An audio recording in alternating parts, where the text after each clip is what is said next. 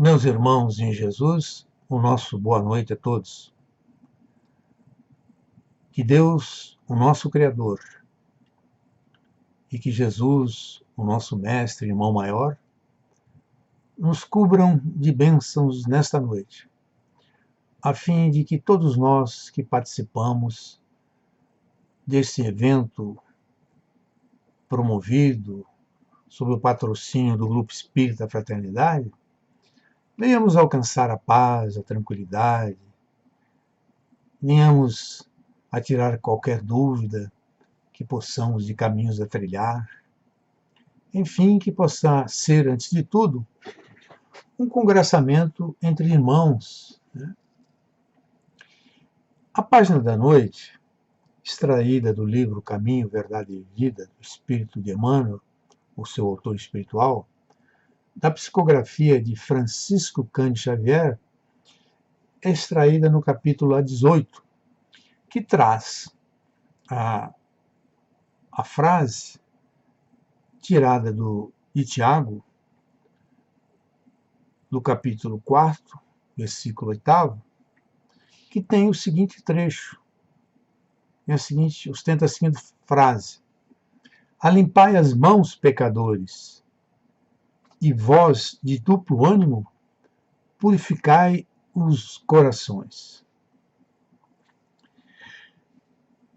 Nós encontramos similitude entre essa frase e o conteúdo que vai ser desenvolvido por Emmanuel, de certa forma, uma remessa ao Evangelho, na sua passagem, muitos os chamados e poucos os escolhidos.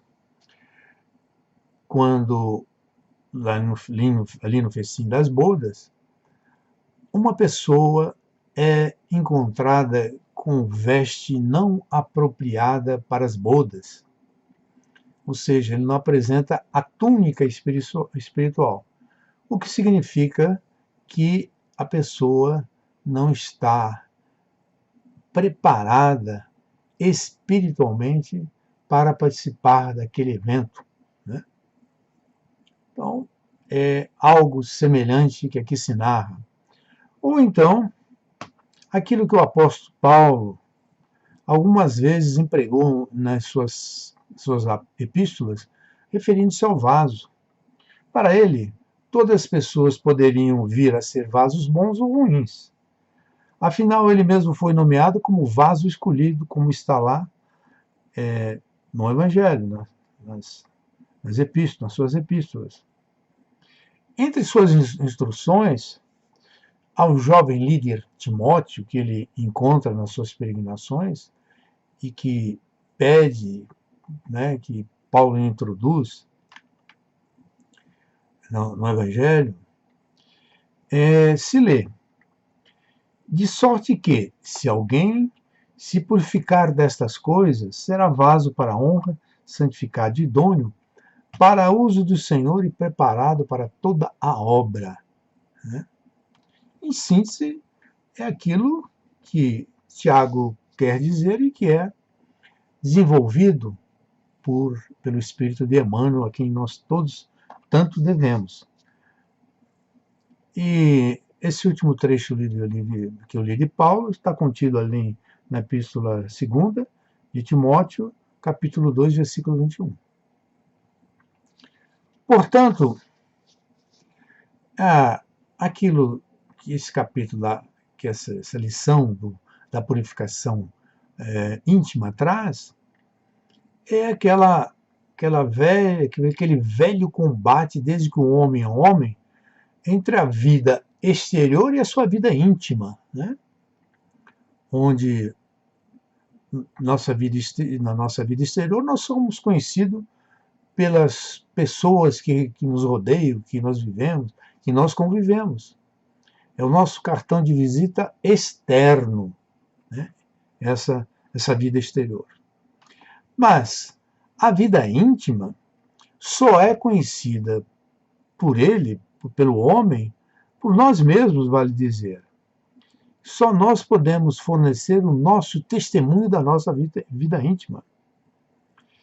E esse mundo interior, acentua Emmanuel, é fonte de todos os princípios, bons ou maus. E arremata aí, todas as expressões interiores têm aí os seus fundamentos, a sua gênese, diríamos assim. Avança mais Emmanuel dizendo que todos nós somos necessitados de retificação, o que não é desconhecido de ninguém que percorre a Terra, que percorreu ontem, que percorrerá hoje, que percorrerá amanhã. Todos nós reconhecemos necessitados de retificação, de conserto, de reparos, né? Sem dúvida alguma. E bendita a reencarnação que nos permite, pouco a pouco, nós irmos eliminando esses defeitos, essas máculas presentes em nós. Mas Emmanuel ele fala que algo nós repetimos muitas vezes. Purificar não é simples tanto quanto parece. Né? Purificar não é simples quanto parece. Por quê? Nós temos ali, ó, lá no Antônio Wise, nós podemos encontrar ali, ó, ato ou efeito de se livrar de pecados, de máculas morais, expiação ou purgação, né? Ou de expurgação. E nós vemos nesse ato de purificação diversas cerimônias e diversas crenças religiosas aí. Por exemplo, nós vamos encontrar uma bem presente e que todos os livros de história e quando ocorre aparece na mídia, né? E que é a purificação dos indianos. Como se processa a purificação dos indianos? Eles se banham lá no rio Ganges. Milhares de criaturas, talvez milhões, procuram um rio Ganges numa cerimônia que eles entendem de purificação. Não vamos entrar na validade ou não da criatura se purificar através de um banho no rio sagrado Ganges. Eu quero entender que o banho no Ganges vai despertar, relembrar a eles essa necessidade de purificação. E vejam bem, na civilização indiana milenar, que antes do Cristo, eles têm essa consciência de purificar-se. Né? De purificar-se. E nós vemos que, para nós, que a purificação não se resume, com todo respeito, a um banho que venhamos a fazer, uma decisão temporária que venhamos fazer da nossa purificação. Emmanuel diz nesse texto que fácil é nós aceitarmos as verdades religiosas. Eu sou espírita, vou lá, pago a minha mensalidade no mês e aí a aceitação da verdade religiosa não significa a purificação, a renovação da criatura. Né? Ou até a adesão verbal a ideologias edificantes, né? Principalmente as religiosas, não realizam esse portento da purificação de nós todos. E acentua um nobre espírito Emmanuel. O que é difícil é a obra de elevação de nós mesmos. A obra de elevação de nós mesmos, nós temos que submeter a uma rígida autodisciplina. Ninguém alcança esse desiderato, a elevação de si mesmo, sem submeter uma dura disciplina. De renunciar àquilo que lhe satisfaz o corpo, lhe satisfaz a mente, porque ele almeja purificar-se, renovar-se. Isso é um longo curso, nós diríamos, né, para a criatura humana, e que pode começar hoje aqui, mas nós não podemos garantir que iremos alcançar nesse final de ano ou no nosso desencarne. Emmanuel nos lembra também a compreensão fraternal.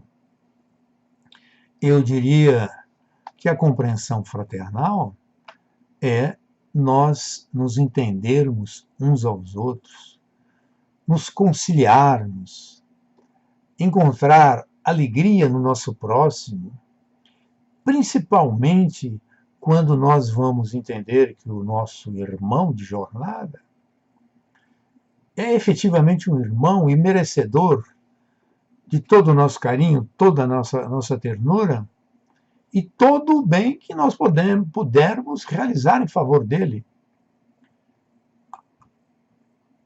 abraçando a caridade principalmente. Nós nos limitamos até hoje a fazer a caridade aos nossos parentes consanguíneos, aqueles que nasceram do nosso mesmo sangue. Nós esquecemos que a humanidade é repleta de irmãos que têm profundas identidades conosco a partir do caminho da perfeição.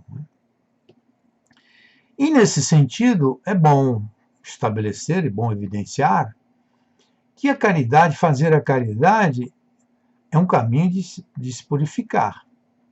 Mas o indivíduo tem que entender que fazer a caridade não é ser caridoso. Ou seja, o indivíduo deveria, antes de fazer a caridade, ele se tornar caridoso. Ele abrigar dentro de si os sentimentos maiores de amor em relação ao seu companheiro da jornada terrena. Porque quando eu dou simplesmente uma ajuda material, me calo perante algum irmão, eu estou praticando caridade.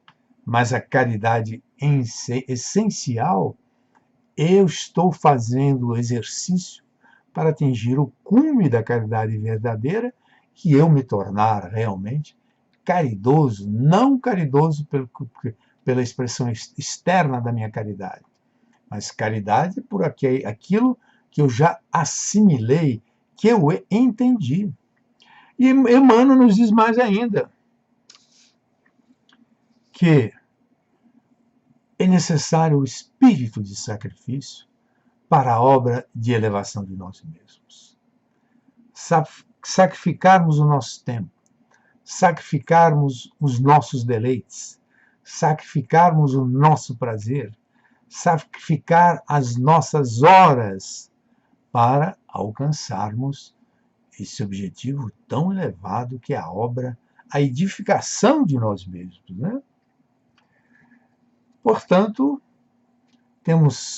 ele elenca 3 elementos para nós purificarmos o nosso interior, que é tirarmos de dentro de nós as nossas máculas, os nossos defeitos, e que, como ele bem acentua, não é uma tarefa tão simples quanto parece, e ao mesmo tempo ele dá os elementos para nós iniciarmos essa batalha tão árdua, essa batalha tão acerba, essa batalha que requisita, às vezes, todo o nosso espírito, né?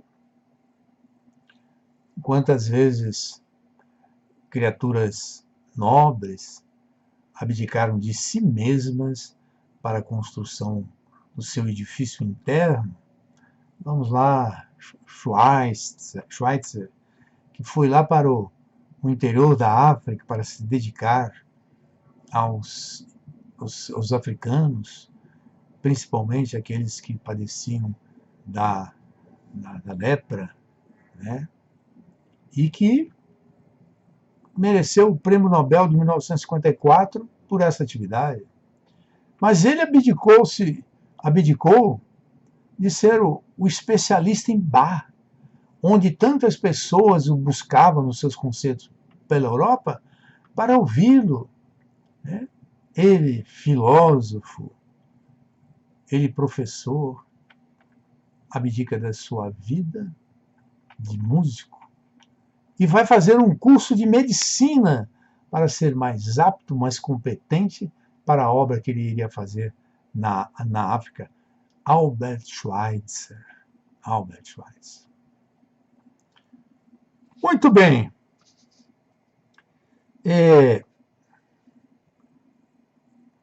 O Emmanuel diz ainda que quando Tiago diz quer limpar as mãos, né? Ele diz que é essa retificação do plano exterior. Ainda que tenhamos presente que o exterior está enraizado no interior. Então, que nós nos renovássemos naquilo que fazemos, na nossa conduta, sob o olhar de todos. Porque as pessoas nos observam e nós somos exemplos, queiramos ou não. Quantas vezes o espírita, e se me permitam, não porque envolva a minha pessoa, mas ocorrido comigo, em uma certa ocasião, quando era muito jovem, aos 16, 17 anos, morava no Cruzeiro e tinha que tomar um ônibus para a Comunhão, onde eu frequentava a mocidade, a saudosa Mocidade da Comunhão, em que eu já estava atrasado. Aí passou um carro e essa pessoa me viu, me conhecia, era o meu professor de matemática lá no extraordinário Colégio Casebre. Colégio Casebre. Então ele me acolheu no seu Fusquinha, eu nem sei o que ele estava fazendo por lá, e ele falou, para onde você vai? Eu vou lá para a Comunhão Espírita, lá na L2. Ele falou, vamos embora, que eu vou passar por lá e te deixo lá. Mas ele falou, o que você vai fazer lá, já no meio do caminho? Eu falei, eu faço parte da mocidade, sou espírita, né? E vou lá estudar, né? Estudar com meus colegas da mocidade.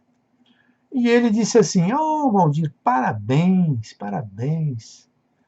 Você dizem, né? E eu tenho constatado isso, que os espíritas são pessoas muito boas, sintonizadas em ajudar o seu próximo, fazem caridade, distribuem alimentos, né? Fazem trabalhos nas favelas.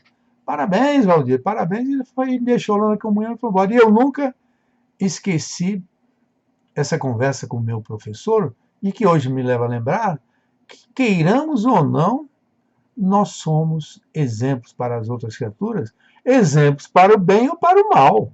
Né? Exemplos para o bem ou para o mal. E ao mesmo tempo, o Emmanuel diz para nós não nos esquecermos, lembrarmos sempre da purificação do sentimento, e que agora já é um aspecto interno, que ele diz é no recinto sagrado da consciência, que é apenas conhecido pelo aprendiz. Efetivamente, a nossa consciência, nós temos consciência do nosso mundo exterior e do nosso mundo interior. Ele se refere a essa consciência que nós captamos a realidade interna, né? Que é do bem, do mal, né? da reta conduta, do reto proceder. Portanto, que limpássemos as mãos das sujeiras exteriores, daquilo que é nosso cartão de visita, mas não nos esquecêssemos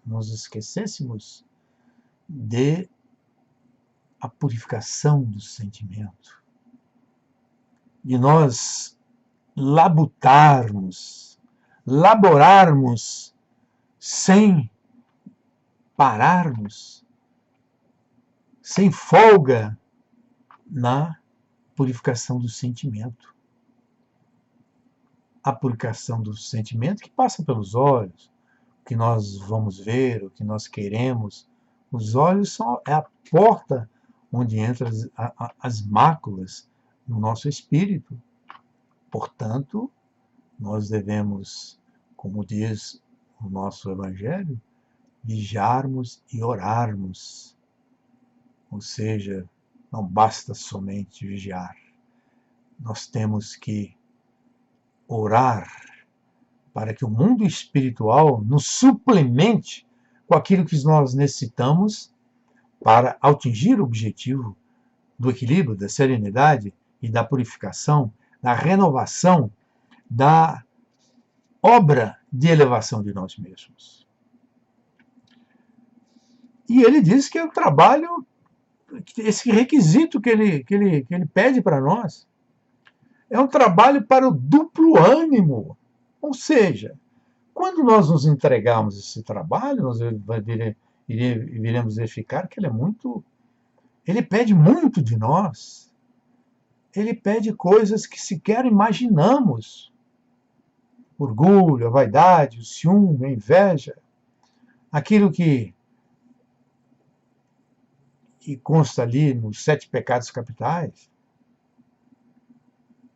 Então nós temos que nos desvincular desses elementos, né, que nos prejudicam tanto. A ira, o ódio, que já na Idade Média, São Tomás de Aquino já nos advertia, né, com todas as letras. Mas ele pede um requisito, né, que nós tenhamos duplo ânimo. O que é duplo ânimo? Duplo ânimo é nós estarmos preparados para não desistirmos, para nós, se errarmos nessa tarefa, recobrarmos a nossa vontade, o nosso ânimo, é ter uma resiliência que o insucesso nos faça de jamais, que seja uma energia para nós não desistirmos, para nós vencermos. Quanto mais fracasso, quanto mais insucesso, mais energia, mais sabedoria para nós buscarmos aquilo que é essencial e que nós desejamos. Porque ele diz que a renovação não se fará tão somente à custa de palavras brilhantes. Eu comparecer um belo dia em um evento público e dizer: eu purifiquei os meus sentimentos. Graças a Deus, depois de 40 anos, purifiquei meus sentimentos. Quem fala que já purificou os seus sentimentos, ainda não está purificado, porque a aquisição da purificação dos sentimentos, a obra de elevação de si mesmo, passa pela humildade. E quem sabe, naquele exato momento, na primeira esquina, ele vai se desdizer daquilo que ele afirmou em público. Porque ninguém pode dizer que não fará disso nesse instante, porque isso é como uma corrida de 100 metros, 100 metros rasos, livres. Ou seja, você dá um impulso, você corre, mas você pode ser acometido de uma distensão muscular, escorregar na pista e falta 1 segundo para você bater o recorde mundial e você fica estirado na pista.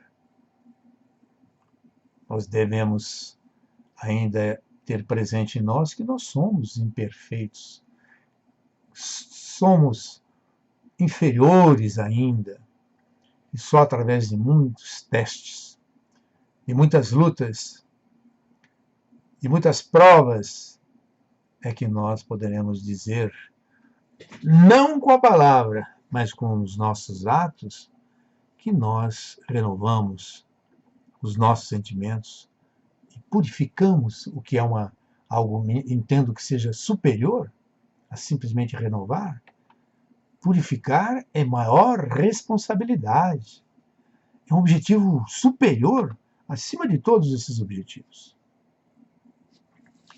Meus irmãos, como no dia 29 de agosto, nós comemoramos mais um aniversário de nascimento do Dr.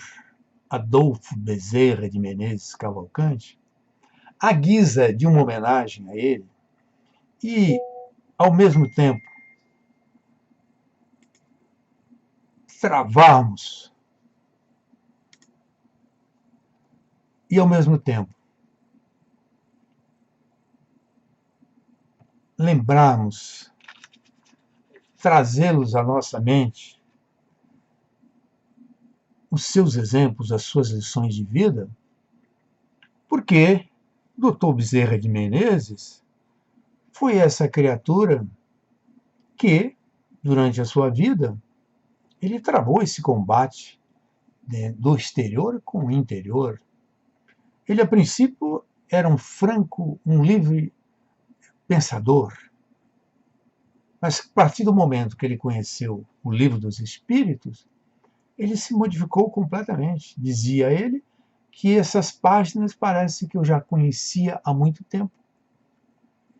E aí ele vai na sua conversão, quando um médium lhe dá remédios para os seus problemas intestinais, uma úlcera nervosa, é curado, e que o identifica sem o ter conhecido, ele dá início à sua epopeia, que passa como parlamentar, como presidente da Federação Espírita Brasileira, pacificando as diversas correntes que conviviam ao largo, umas ao lado da outra, mas sem estar unidas.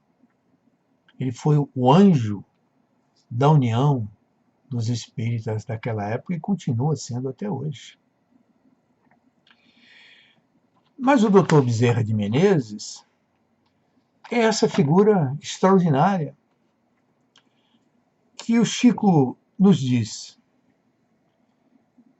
que em 1950 ocorre no plano espiritual uma reunião para homenagear os 50 anos de sua desencarnação.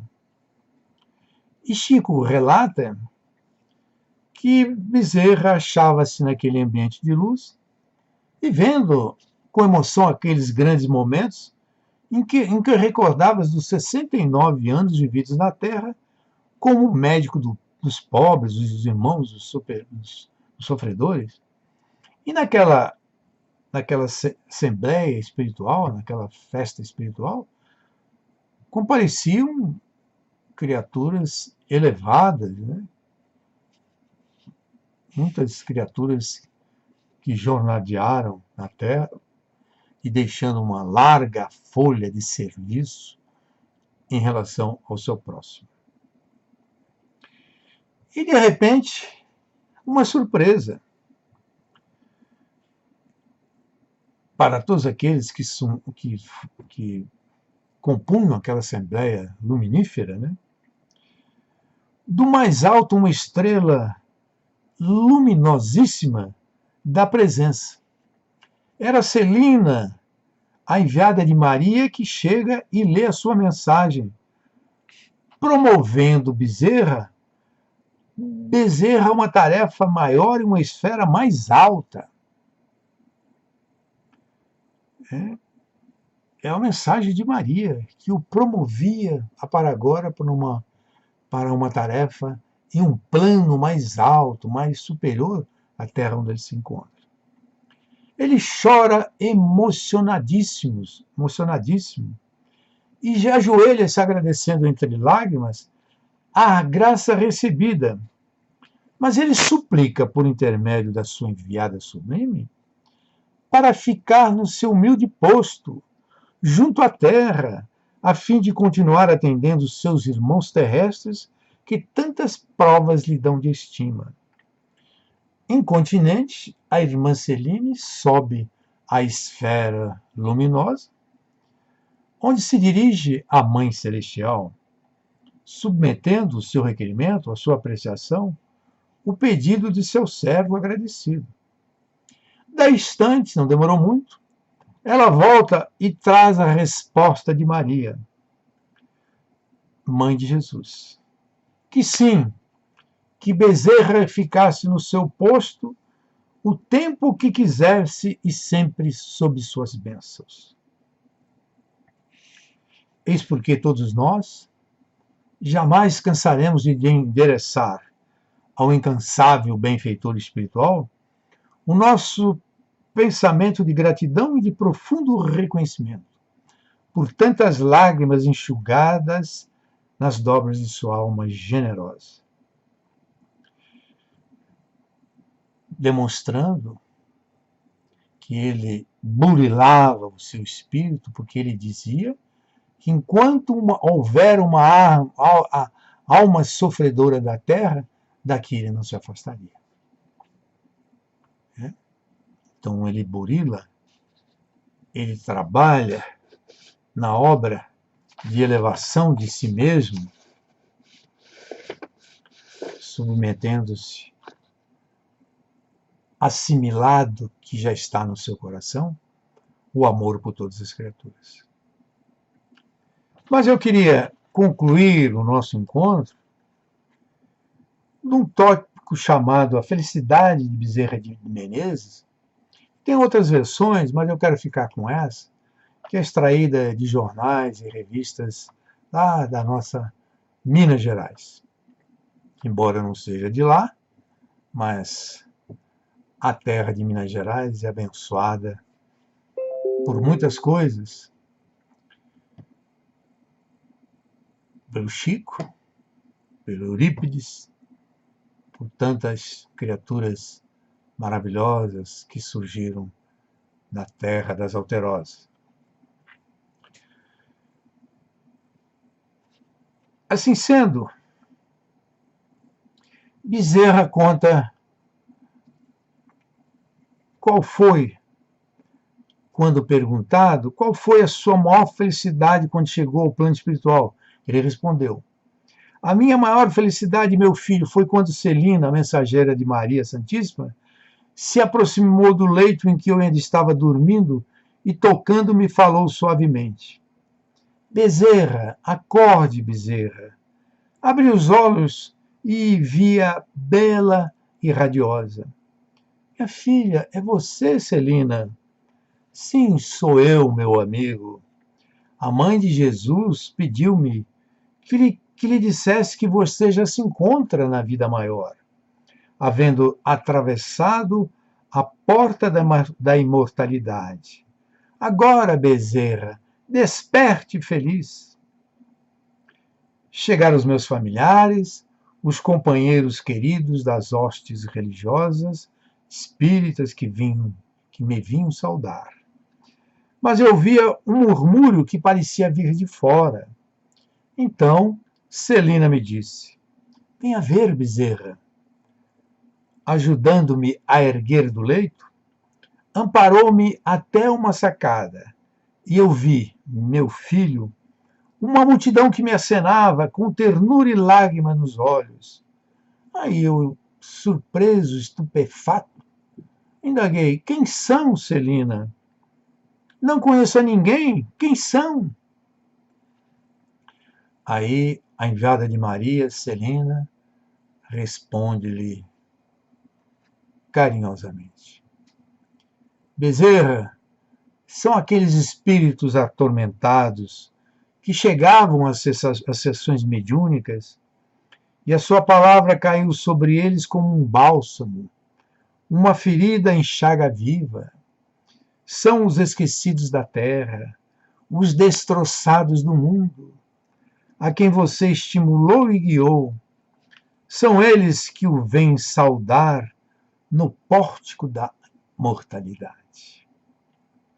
Bezerra, só para lembrar uma maravilha de sua vida, uma faceta de sua vida, quando ele abandonou ou terminou a sua missão junto à Federação Espírita Brasileira, ele decidiu dar receituário na farmácia do Cordeiro, lá no fundo da farmácia. E ele atendia as populações em volta ali, as favelas que já existiam no Rio de Janeiro. E são numerosos episódios em que ele receitava e a criatura não tinha dinheiro para comprar um medicamento homeopático, e ele tirava do seu bolso. Aqueles que podiam pagar, quando chegava ao final do dia, ele não tinha mais dinheiro, que ele tirava do caixa do seu bolso para dar para essas criaturas.